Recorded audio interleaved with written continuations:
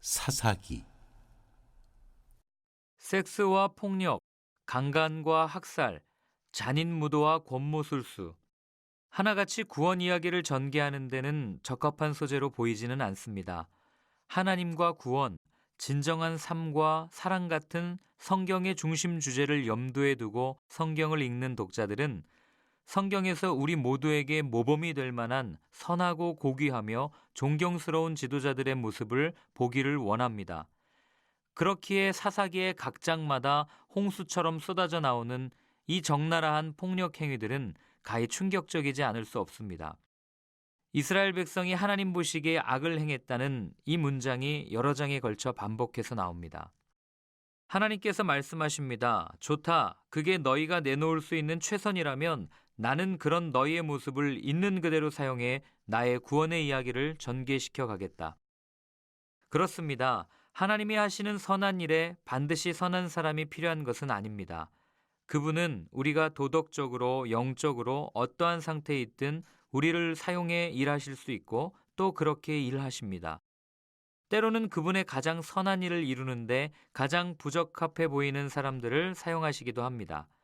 그런 지도자들, 사사들까지도 영광스러운 이야기에 의미 있는 일부로 포함시키는 하나님이시라면 분명 우리 같은 사람들, 구제불능인 것처럼 보이는 우리의 친구와 이웃도 그렇게 사용하실 수 있을 것입니다.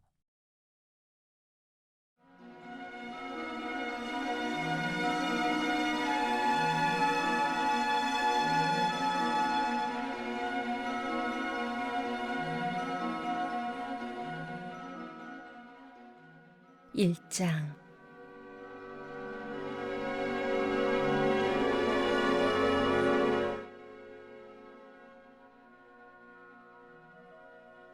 여호수아가 죽은 후에 이스라엘 백성이 하나님께 여쭈었다. 어느 지파가 앞장서 올라서 가나안 사람과 싸워야 하겠습니까? 하나님께서 말씀하셨다.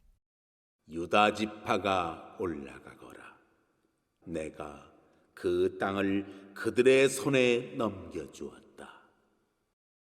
유다 지파 사람들이 형제인 시므온 지파 사람들에게 제안했다. 우리와 함께 우리 땅에 올라가서 가나안 사람과 싸우자. 그러면 우리도 너희와 함께 너희 땅에 가겠다. 그리하여 시므온 지파가 유다 지파와 함께 갔다.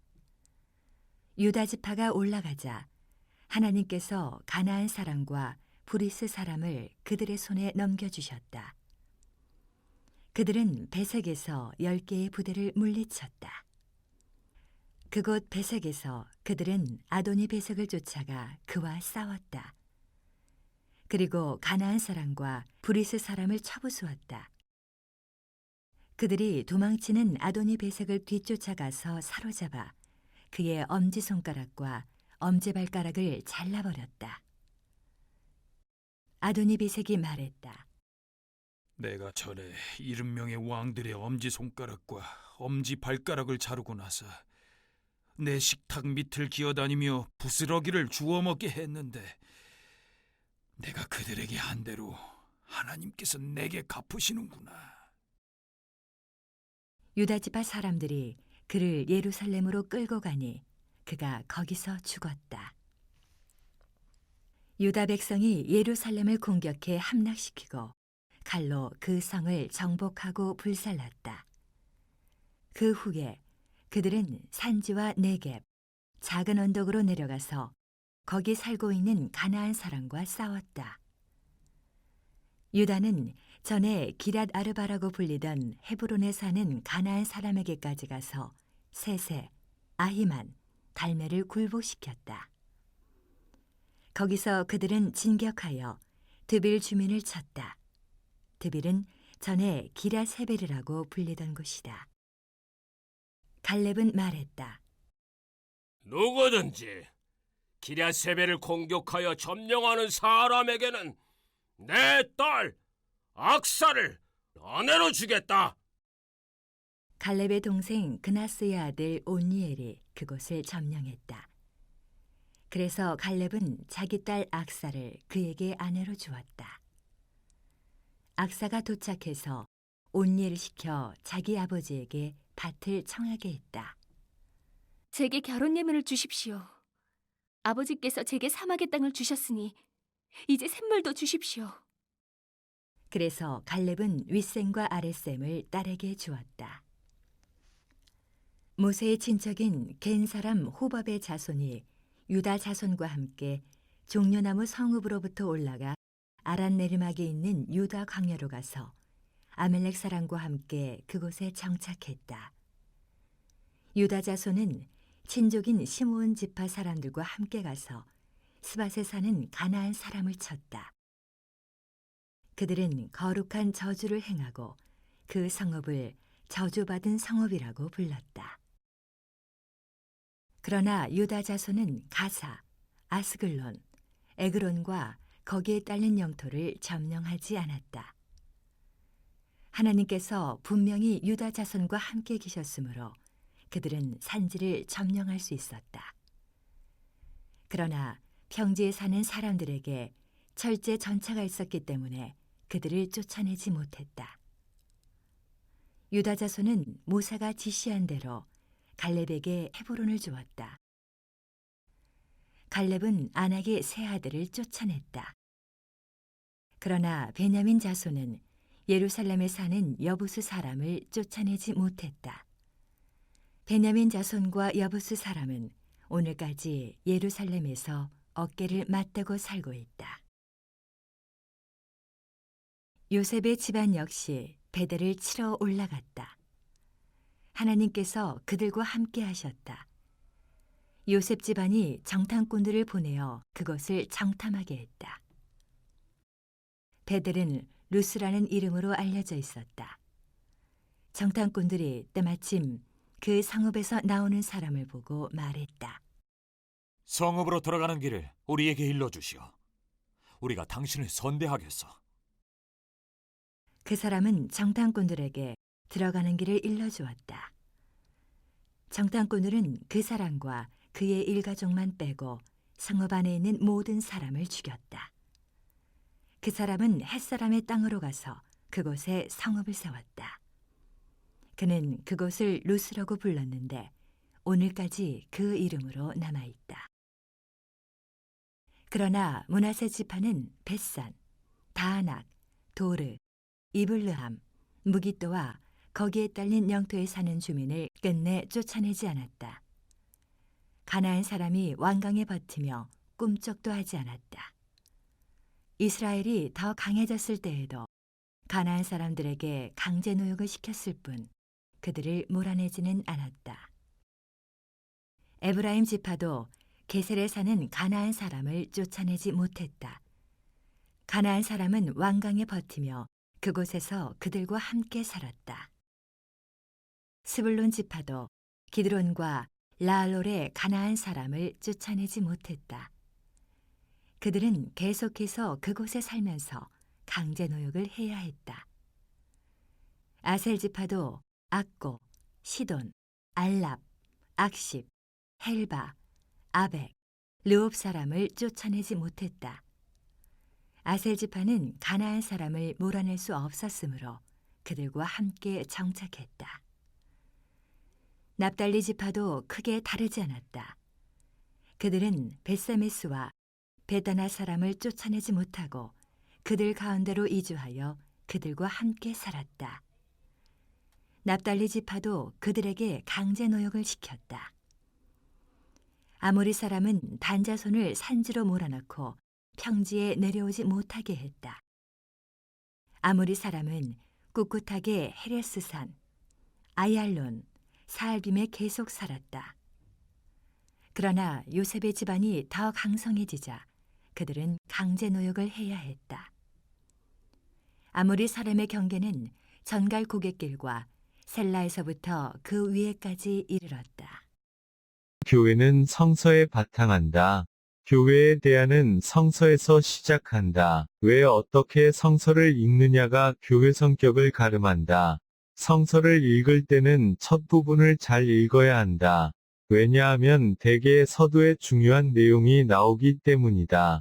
놓치면 안 된다. 일반적으로 한국어 어법은 이야기 끝까지 들어봐야 한다. 이와는 달리 성서법은 처음에 정보를 주고 시작한다.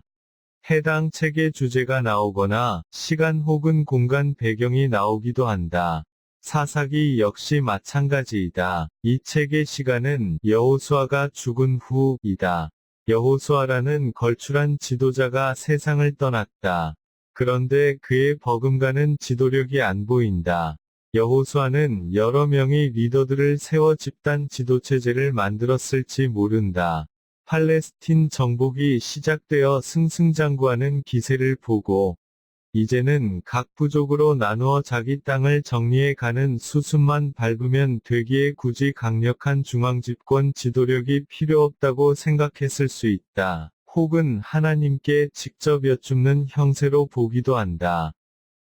그것도 아니라면 후계자를 안 키운 실수를 저질렀다고 볼 수도 있다. 이후 진행되는 이야기는 시작에 잠깐 괜찮았는데 그 직후부터 무엇인가 잘못되었다는 느낌을 준다. 자칫 잘못하다가는 다음 세대가 이전 세대와는 전혀 다른 세대가 된다. 학자들은 지금으로부터 약 3000여 년 전 다윗 왕국 초기 사사기가 기록된 것으로 추정하는데 그때는 여호수아가 팔레스틴에 입성한 지 약 200년 후이다. 용감하게 시작된 곳에서 지도력이 실종됐다. 해결해야 할 숙제를 안고 있다. 지도력 실종은 경우에 따라 성공의 열쇠가 될 수도 있고 실패로 끝날 수도 있다. 실종된 지도력을 사사기 도입부가 말하고자 하는 대로 하나님 뜻대로 실천하는 것으로 채우면 오히려 전화위복이 되어 성공에 이르지만 이후 사사기 본문이 적시하듯 자기도 잘 모르는 자기 뜻대로 일관성 없이 상황 따라 다르게 대처하는 것으로 채우면 결국 실패에 이르게 된다. 사사기 끝까지 세심하게 지켜보아야 할 주제이다. 출애굽 광야 세대와 가나안 정착 세대 대부분이 느꼈을, 그리고 현대를 사는 우리에게도 피부에 와 닿는 것은 장소와 상황의 문제이다. 안 좋다. 장소가 팔레스틴 땅이다. 위험한 곳이다. 상존하는 위험이 도사리고 있다. 오늘날에도 매달 관련 뉴스가 끊이지 않을 만큼 이해가 상충하는 서로 간의 견해가 다른 곳이다. 하나님께서는 여호수아에게 팔레스틴 7부족을 다 죽이라고 하셨다. 일방적이고 힘들게 들렸을 것이다. 하지만 하나님 명령이다. 그분 도움으로 이집트에서 해방된 이스라엘은 명령을 그대로 따랐다. 고대에는 죽이고 죽는 무서운 일에 있어서 현대와는 다른 가치가 작용했다고 보인다. 만일 현대의 이를 문자적으로 적용하려는 이가 있다면 큰 어려움을 당할 것이다. 그래서 현대적 의미로 풀면 팔레스틴족을 멸하라는 하나님 명령은 신자들로 하여금 하나님 백성의 길에서 벗어나게 하려고 지속적으로 괴롭히는 가치 및 구조를 청산하거나 그렇게 할 수 없다면 구별되어 떨어지라는 의미가 강하다고 보는 것이 좋겠다. 여호수아 이후 출발은 좋았다. 우선 하나님께 여쭈자 대답해 주셨다. 유다가 먼저 올라가라. 내가 그 땅을 붙였다. 고 말씀하심으로 답도 주시고 도장도 찍어 주셨다. 신앙생활에서 여쭈어 봄의 중요성은 아무리 강조해도 지나치지 않다. 그것도 매일 여쭈어 보아야 함이 중요성은 아무리 강조해도 지나치지 않다. 그런데 하나님 백성들 가운데 여쭈어 보고 사는 백성들이 얼마나 되는지 궁금하다. 매일매일 그렇게 사는 이들이 얼마나 되는지 궁금하다. 여쭈어 보더라도 내 방식대로가 아니라 하나님의 말씀을 들으면서 여쭈어 보아야 한다. 구별되어 살아야 할 하나님 백성들이 새 속에 물들거나 세상에 치여 산다. 그런데 그들이 그렇게 사는 이유는 다른 데 있지 않다. 날마다 하나님께 여쭈어 보고 살지 않거나 혹 여쭙더라도 내 방식대로 하는 데 있다.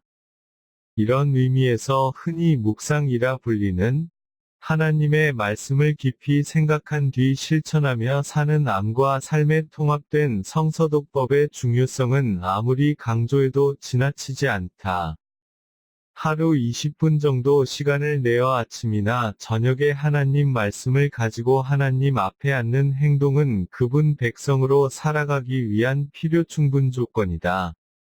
일상 속에 정해진 구간이어야 한다. 단연간 축적된 경험에 의하면 하나님 말씀을 깊이 있게 생각하기 위해 가장 좋은 방법은 그날 본문을 한 절 한 절 오물오물 씹듯이 되새기며 말씀을 받고 그 말씀에 내가 응답하여 기도드리며 시작하는 것이다. 이렇게 하면 가장 단순하고 시간도 적당하고 하나님 내려주시는 말씀을 받고 그리고 하나님께 올려드리는 기도가 한데 어우러져 쌍방 커뮤니케이션이 가능하게 된다. 실제적이며 영적인 일상생활이 가능하게 된다.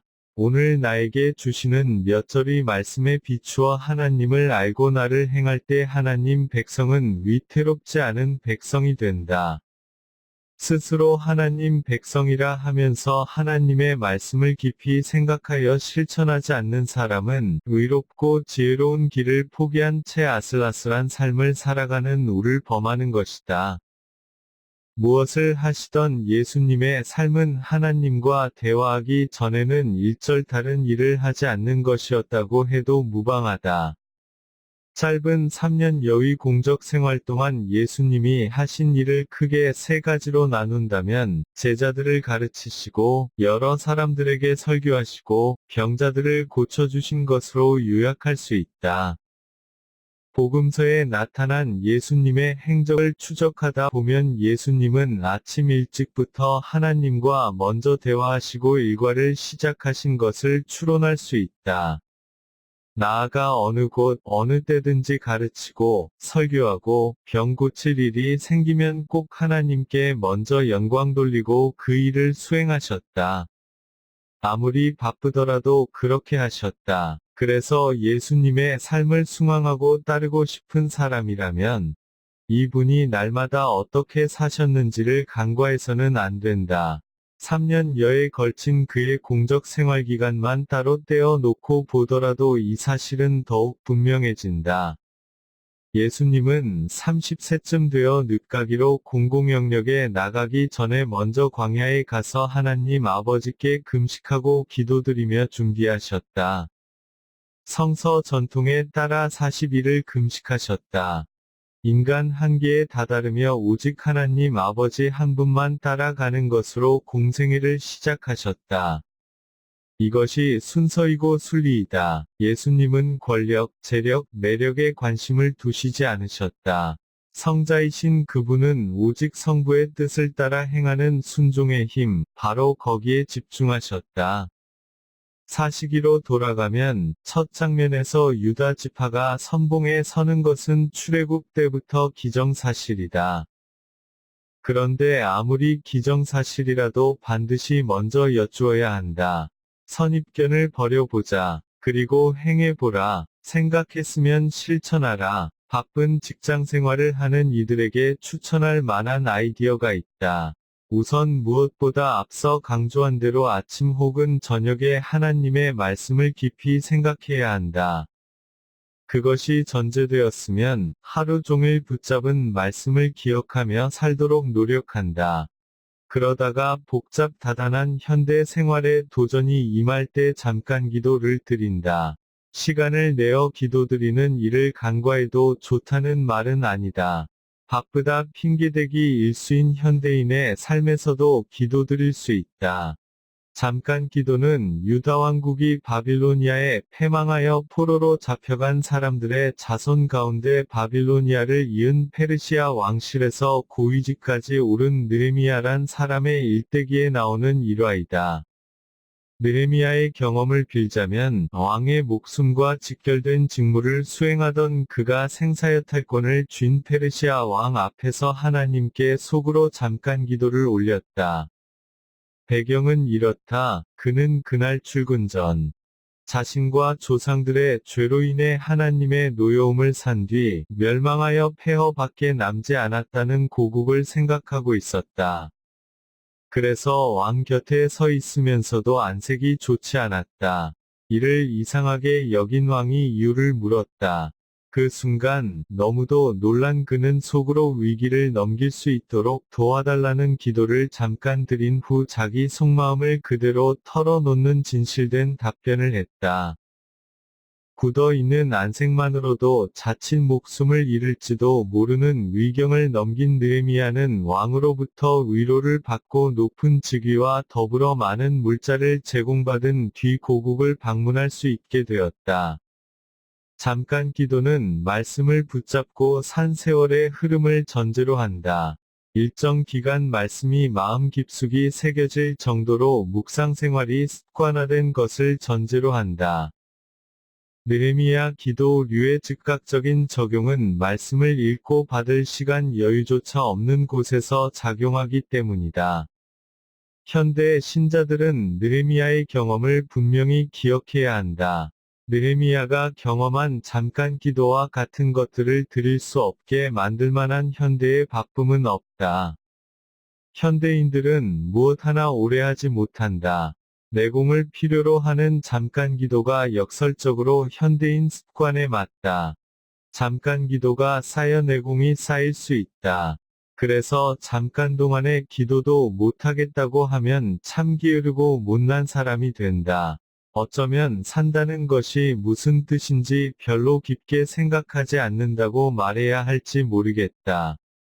삶의 의미를 찾기 위해서라도 힘을 내어 여쭙고 기도드리는 것이 상책이다. 다른 문제가 있다. 다행스럽게도 정복전쟁을 이은 정착 초기에는 지도자 여호수아의 영향력이 부분적으로 남아있다 하더라도 그 이후, 즉 어떻게 이 영향력을 지속시키는가에 대한 것이다. 여호수아는 하나님의 말씀을 믿고 따르고 다 행했다. 여호수아는 정복지 분배를 끝내므로 자신의 본분을 다하고 천국으로 돌아갔다. 정착과 그 땅에서의 삶은 남은 자손의 몫이 되었다.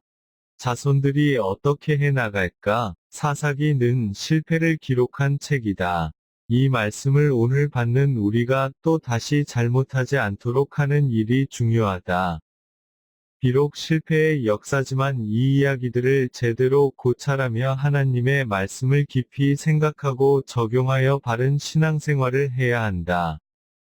그만큼 사사기는 완성을 향해 나아가는 인생에 있어 필수 불가결한 요소를 포함하고 있다. 실패담이기 때문이다. 하지만 이 실패담은 포스트모던 시대를 살아가는 이들에게 자양분이 될 수 있다. 오늘날 미국 첨단 산업의 요람인 실리콘밸리의 모토가 이와 같다. 도덕성만 유지된다면 몇 번이 실수를 해도 한 번이 성공으로 만회하고도 남으니 젊은 인재들이 마음껏 기량을 펼치라는 것이다. 성서를 왜 읽는가? 비록 우리의 지난 실패들이 눈앞에 아른거려도 거기에 굴하지 않고 우리의 실패를 눈여겨보고 계신 하나님 앞에서 다시 정직하게 일어서려고 하는 것 아닌가? 그것이 성서에서 우리 무릎을 세워주시는 분이라고 하나님을 가르치는 측면이 아닌가? 항상 승리했다는 의미에서 상승장군이라 일컬어진 여호수아를 이어야 하는 사명에 실패한 뒤, 그 실패를 딛고 룻기 위준비 과정을 거쳐 사무엘에 이르러 꽃피기 시작하는 성서 속의 구원과 해방의 여정은 어느 인생이든 밟아가는 길이다. 실패하지 않을 수 없을지 모르나 실패하면 뒤따르는 아픔과 고통을 알기에 실수하지 않도록 신중하게 조심스럽게 사는 것이 좋다. 그러면 축복의 시작을 기약할 수 있다. 한 시대를 산 인생들의 우여곡절을 이렇게 자세히 풀어준 경전도 드물다. 왜 고대 이스라엘의 현자들이 사사기를 성서로 읽었는지 지혜가 부족한 현대의 독자들이 다시금 새겨볼 일이다. 결국 이 이야기들을 통해 실패를 연구함은 하나님께 구원받는 인생으로 축복받고 성공을 기약하기 위함이다. 하나님의 말씀에 따라 날마다 여쭈라. 그대의 성공하는 삶을 위해 매일매일 그렇게 하라. 비록 실수가 있을 수 있으나 실패를 거듭하지는 말라. 이미 조상들의 실패 이야기가 우리 앞에 놓여 있으니 그 이야기들을 교사로 삼으라. 사사기는 인생을 살아나가는 데 있어 정말 중요한 것이 무엇인지 다 말해준다. 그것은 바로 하나님 제대로 섬기기이다. 하나님의 집이여 성서에 바탕하라. 고도로 발달된 인류의 어느 이론도 감히 따를 수 없는 하나님의 지혜에 집중하라. 그렇게 시작하라. 교회는 직접 하나님 섬기기 모판을 만들어야 할 곳이다. 나란 일에서는 지위가 중요하고 동네 일에서는 나이가 중요하고 세상 유익을 위해서는 덕이 중요하다면 성공적인 축복받는 인생을 살기 위해서는 하나님 바로 섬기기가 중요하다. 그런 인생을 양육하려는 교회는 당연히 성서라는 자기 자리를 지키며 소임을 다해야 한다. 과연 무엇을 근거로 이러한 주장을 할 수 있는지 하나하나 살펴보겠다. 무엇보다 사사기 풀이와 교회와 사회에 나가야 할 길 사이사이마다 온 생애를 하나님 아버지 뜻대로 사신 예수님의 공적인 삶을 예로 들어 결국 하나님 바로 섬기는 삶은 예수님의 생애에서 구체화되었음도 보이도록 하겠다. 21세기 교회의 문제점은 지교회 중심주의에 있다. 연합하기 힘들다. 가장 국지적인 것이 가장 국제적이라는 포스트모던 사유를 오해하기 때문이다. 국지의 범위를 정하지 않고 적용한 결과이다. 한국교회 국지의 범위는 지교회가 아닌 교회연합, 장로교회의 노회 같은 것이 되어야 한다. 그래야 상생한다. 이를 위해 80대 고령의 탈출 세대로서 젊은 후배 군인들의 사기를 진작시키며 자기가 맡은 지역을 충실히 공략하고 끝내 승리를 쟁취한 갈렙을 눈여겨보자. 그는 기회만 주어졌다면 40대에 혁혁한 무공을 올렸을 사람이다. 민족의 영도자 모세의 후원 아래 팔레스틴 땅을 정찰했던 다른 모든 동료들이 정복전쟁 수행이 너무 어려워 보이니 다시 이집트에 가서 노예로 살자며 군중들을 준동할 때 돌에 맞아 죽을 각오를 하며 거인들이 살던 헤브론 많이 어려워 보일 뿐 이미 하나님께서 주신 땅이니 올라가 차지하자는 분기탱천한 기계를 내보였다.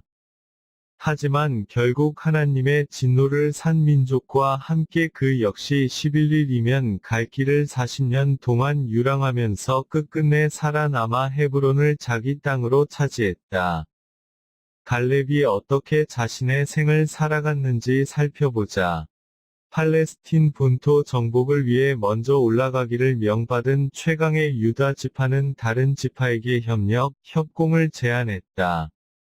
다름 아닌 시므온 지파였다. 강한 지파가 약한 지파에게 먼저 협력을 구했다. 일은 이렇게 하는 것이다. 당연히 시므온 지파는 협력에 동의했다. 유다 지파는 나중에 왕을 배출하는 지파답게 먼저 하나님께 여쭙고 약한 지파에 협력하는 대안을 제시했다. 그래야 협공하며 적을 정복할 수 있다. 그들은 요단강을 건너 북진하면서 베색의 침공에 들어가 아도니베색 왕을 체포하고 그의 수족 엄지를 잘랐다.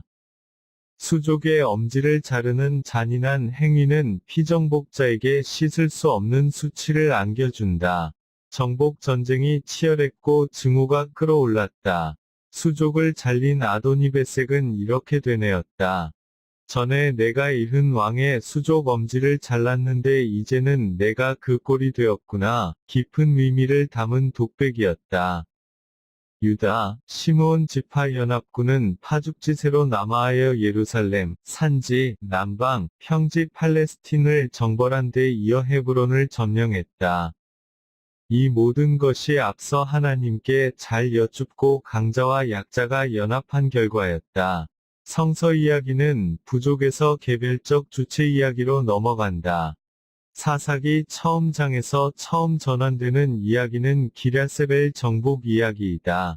이 이야기를 하면서 성서는 후에 첫 사사가 되는 온니엘과 악사 이야기를 한다. 갈렙 집안의 승리 이야기이다. 온니엘과 연합전선을 편 갈렙이 약속의 땅을 마침내 받았고 유산으로 잘 물려주었다는 내용이다. 갈렙은 유다 지파의 지도자였다. 아마도 최전선에 서지는 않았을 테지만 은퇴하지 않은 것은 분명하다. 여호수아서에 보면 나이를 보고하며 여전히 힘이 있으니 기회를 주어 약속을 성취케 하라는 저 유명한 이 산지를 내게 달라는 말을 하고 있지만 자기 혼자 일일이 하는 것이 아니다. 지도자가 모든 일을 다 할 수는 없다. 그래서 약속을 이루기 위해 자신의 가장 소중한 것을 내놓는다. 당대의 이름이 기록된 몇 안 되는 여성 가운데 한 명인 딸 악사를 내놓았다. 멋진 동기부여를 했고 많은 용사들이 모였을 것이다. 유다 지파가 남진하며 밀어붙인 팔레스틴족을 갈렙 부대는 헤브론으로 북진하며 서쪽으로 몰아넣어 온니엘 부대와 기랴세벨에서 선멸하는 합동전술을 취했다. 적들이 동쪽으로 가면 사해를 만날 수밖에 없었다. 사해 주변 지형은 동쪽으로 쫓기면 내리막길 외에는 나오지 않는다. 그것도 해발고도 아래 위치한 곳으로 바로 이어진다. 왜 서진하는 지 엿볼 수 있다. 이렇게 유다, 시므온 지파 연합군이 승리하고 갈렙과 온니엘이 지역 전투에서 승리함으로 여호수아 지도력의 자취는 뚜렷이 남게 되었다. 갈렙은 여호수아와 더불어 소신껏 팔레스틴 땅 정탐 보고를 하고 둘만이 탈출 세대로서 팔레스틴 땅을 밟고 살게 되는 영예를 누리고 영원히 약속의 땅에 남았다. 눈여겨볼 것은 갈렙이 혼자 승승장구하지 않았다는 사실이다. 그는 유다 지파 점령군의 사령부에서 지파의 유익을 먼저 구하고 나서 자기가 약속받은 땅을 차지했다. 이 순서가 중요하다. 그런 의미에서 유다 지파의 헤브론 점령 이야기가 나오고 기랴세벨 정벌 이야기가 이어나오고 있다. 헤브론에 살고 있던 아낙의 세 아들을 쫓아낸 것도 결국 젊은 유다 군인들이었고 이들은 갈렙에게 충성한 이들이었을 것이다. 유다 지파가 시므온 지파와 연합전선을 형성하여 전쟁에서 승리하는 이면에는 바로 유다 지파의 어른 갈렙이 그 지파 내에서 협력과 연대를 잘하는 것을 젊은 세대가 보고 배운 것이라 해석할 수 있다. 갈렙은 협력의 귀재이다. 그는 유다 지파의 수장으로서 자신의 영달을 꾀하지 않았으며 동시에 반드시 치러야만 하는 기랴세벨 침공을 수행하기 위해 자기의 가장 귀한 것을 내놓음으로써 젊은이들의 힘이 쏠리도록 한 뒤 그들의 힘을 적절히 사용함으로 전투를 마무리 지었다. 그는 유다 지파, 시므온 지파, 젊은 용사들과 도움을 주고 받음으로 모세를 통한 하나님의 약속을 이루고 자기 땅을 얻어 살았다. 놀라운 사실은 이 땅들은 하나님의 약속대로 갈렙 집안의 영원한 소유가 되어 이스라엘 가운데 땅을 분배받지 못한 레위 지파를 위해 각 부족이 조금씩 땅을 내놓을 때에도 갈렙의 땅만은 내놓지 않아도 될 만큼 예외적인 경우로 간주되었다. 더 놀라운 사실은 레위 자손, 특히 대제사장 아론 문중의 권리보다 갈렙의 권리가 우선되었다. 갈렙의 딸 악사는 승장이 된 사촌에게 시집가면서 그 아버지의 딸다운 행동을 하고 있다. 그녀는 출가하다 말고 나귀에서 내렸다. 아버지에게 땅을 구할 의도였다. 그리고 윗샘과 아래샘을 구했다. 샘들뿐만 아니라 땅까지 얻은 악사를 기록한 것은 그녀가 옆거리였기 때문으로 추측된다. 악사가 구한 밭은 팔레스틴 정복 전쟁을 수행하는 이스라엘 자손의 입장에서는 바로 복이었다. 악사가 구한 윗샘과 아래 샘이 어디인지는 정확히 알 수 없지만 당시 소외당하는 약자였던 딸로서 출가하는 몸으로 아버지의 축복, 하늘의 이슬과 땅의 기름짐을 구한 것이라고 해석할 수 있다. 동시에 악사는 아버지의 뒤를 이어 가나안 정복의 과업을 지속하리라 다짐했을 것으로 추론할 수 있다. 다음 장에 이어지는 사사기 위 첫 인물이 되는 온니엘 이야기의 배후에서 그녀의 그림자를 엿보고 싶기 때문이다. 갈렙 집안의 평화로운 세대 교체를 전한 뒤 성서는 뜻밖에도 아주 짧게 한 이방 부족의 이야기를 하기 위해 여리고와 유다 황무지 이야기를 한다. 모세의 장인 부족이었던 겐 족속의 이동과 이 부족이 유다 자손들과 동거하게 되었다는 이야기이다. 가족 단위 천막 생활을 하는 부족이 뭐 그리 중요해서 전쟁을 치르고 있는 와중에 이 족속이 등장하나 의아해할 수 있다. 하지만 꼭 그렇게 해야만 하는 이유가 숨어 있다. 나중에 이스라엘 민족의 위기에서 적장을 과감히 처단하는 한 여성 때문이다. 문학적으로 신중하게 역사에 바탕한 복선을 깔고 있다. 평화로운 부족 겐 족속이 유다와 함께 사는 이야기는 우리가 최강이 되면 더불어 살아야 할 이들이 증가하는 것이 당연하다는 진리를 일깨워 준다. 나아가 자기 자손이 아니더라도 평화로운 관계를 전제로 받아줄 수 있어야 하는 교훈을 가르쳐 준다. 연대정신과 관련하여 하고자 한다면 혼자서도 모든 일을 거뜬히 하실 수 있는 예수님도 제자들을 모으셨음을 기억해야 한다. 자기 세력을 규합하는 차원이라고 보는 것은 인간적이다. 오히려 제자들이 당신보다 더 큰 일을 하리라 하시면서 약점투성이인 사람들에게 많은 것을 맡기셨다. 예수님의 제자 삼기는 대단히 독특하다. 그는 평소에 베드로, 야고보, 안드레 혹은 요한 세 사람의 핵심 그룹 양성에 집중하셨다. 이 핵심 그룹이 다른 9명의 사도들을 세 사람씩 맡아 재교육시켰다고 가정하면 핵심 제자들은 예수님의 양육 방식을 그대로 답습한 것이 된다. 1대3 구조를 성서 본문으로 증명하기는 쉽지 않지만 가능성은 엿볼 수 있다. 다음의 표를 보라. 이성희는 위표의 순서에서 1번, 5번, 9번이 인물이 공통된 패턴을 띠고 있음을 지적한다. 만일 여기에 사도행전 목록에서 누락된 가룟 유다까지 임의로 추가한다면 순서에서 공통점은 1번, 5번, 9번, 12번이 된다. 이는 예수님의 핵심 그룹으로서 베드로가 빌립, 알페오의 아들 야고보, 그리고 가룟 유다를 양육했을지도 모른다는 개연성을 내포한다.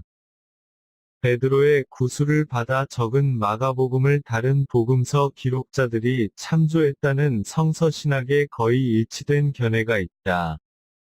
또한 베드로와 가룟 유다가 동전의 양면과 같은 모습을 띈다는 주장도 있다. 만일 이 개연성을 받아들인다면 조심스럽지만 베드로와 가룟 유다의 관계를 현대어로 멘토와 멘티의 그것으로 풀이할 수도 있게 된다. 나머지 핵심 그룹 가운데 세베대의 아들 야고보가 베드로처럼 일관되게 나타나고 있음과 그가 사도들 가운데 최초의 순교자가 되었음을 기억할 필요가 있다. 아마도 그 역시 베드로처럼 고정된 멤버들을 섬겼을 수 있다. 안드레와 요한은 각각 공평하게 2번씩 이름을 올리고 있다. 이 말은 그들이 어느 때는 핵심 그룹에 들어갔다 다른 때는 빠졌음을 암시한다. 그리고 베드로와 야고보의 두 그룹에 포함되지 않고 남은 다른 두 제자가 어느 때는 안드레의 지도력으로 다른 때는 요한의 지도력 아래 양육되었을 수 있다. 이를 뒷받침하는 구절이 요한 자신의 글에서 발견된다. 또 이튿날 요한이 자기 제자 중 2사람과 함께 섰다가 예수께서 건의심을 보고 말하되 보라 하나님의 어린 양이로다. 2 제자가 그의 말을 듣고 예수를 따르거늘 예수께서 돌이켜 그 따르는 것을 보시고 물어 이르시되 무엇을 구하느냐 이르되 랍비여 어디 계시오니이까 하니 랍비는 번역하면 선생이라. 예수께서 이르시되 와서 보라. 그러므로 그들이 가서 계신 데를 보고 그날 함께 거하니 때가 10시쯤 되었더라. 요한의 말을 듣고 예수를 따르는 2사람 중의 하나는 시몬 베드로의 형제 안드레라. 요한 자신의 서술 방식을 고려하면 위에 나타난 세례 요한의 2 제자는 요한 자신과 안드레였음을 밝히고 있는 셈이고 전통적인 해석 역시 그러하다. 그만큼 최초로 예수님의 제자가 된 두 사람은 지도력을 공유했을 수 있다. 더구나 예수님을 먼저 만나 메시아임을 확신한 안드레는 자기 형제 베드로에게도 이 사실을 알리고 그에게 수제자 자리를 내어주기까지 한 훌륭한 인물임이 드러난다. 이 개연성 아래 예수님의 제자 공동체는 선생에서 제자로 이어지는 양육체계를 통해 매우 적절한 지도력 공유와 지도력 전수의 예를 보여주고 있다고 주장할 수 있다. 예수 공동체의 힘이 어떻게 합해졌는지 엿볼 수 있다. 세계 최강을 자랑하는 미군의 육군대학에서 위와 같은 논지로 논문을 써 공병중령에서 6개월 만에 준장으로 초고속 진급한 분이 있다. 그렉 F. 마틴이란 분이다. 합리성과 효율성을 자랑하는 세계 최강 군대의 고급 장교 재교육기관에서 예수님의 삶을 인정한 사례이다. 강자가 약자에게 손을 내밀어 서로 힘을 합해야 승리한다는 교훈을 오늘을 사는 교회들에 적용하면 무슨 이야기가 될까? 당장 시급한 것은 대도시 대형교회들이 지방도시의 교회들, 나아가 산간도서 지역의 교회들에게 생색내기용 선심이 아니라 더불어 협력하여 치르는 영적 전투라고 표현할 수 있을 만한 무엇인가를 제안해야 한다. 서울의 한 중형교회에서 수십 년 실시하고 있는 지방 소형교회 돕기 프로그램인 패스브레이킹이 좋은 사례가 될 것이다. 출발이 좋은 사사기 이야기는 바로 이 점을 말하고 있다. 실제적으로 대형교회와 시골교회와의 연합으로 마을이 복음화되면 모든 공은 도시에 있는 대형교회에 돌아간다. 해외 선교 역시 이러한 협력 차원에서 바라보아야 뒤탈이 없다. 캐나다 장로교의 경우 미개척 지역의 교회를 설립하기로 결정되면 최소한 5년간 매년 5만 불씩 지원하는 프로그램을 운용하고 있다. 지원을 받는 지역 교회는 멀리 떨어진 노회에 속한 다민족 교회일 수도 있고 광범위한 지역을 관할하는 노회에 속할 수도 있다. 이 과정에서 노회는 일선에서 지교회가 자리 잡는 일을 감독한다. 결국 지원받은 교회가 자리 잡으면 총회와 노회의 권위는 세워지고 또 다른 하나의 캐나다 장로회 소속 교회가 늘어나게 된다. 강자의 책무와 약자의 자발적 협력은 힘을 키우는 첩경이다.